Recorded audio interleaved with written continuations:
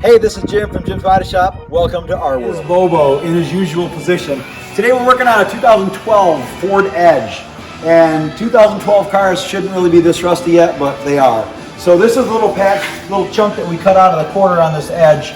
So this is just rusting out behind the door. A lot of these cars today are filled with foam. They make them a little bit quieter. Problem is the foam holds water, salt, dirt, and all that. And I'm not even sure this one's got the foam in it. This one doesn't have foam, but this is the piece we cut out. That's the inside of that rusty. So we just cut this piece out and throw it away and weld a new one in. On this side, we've got a attached panel back in.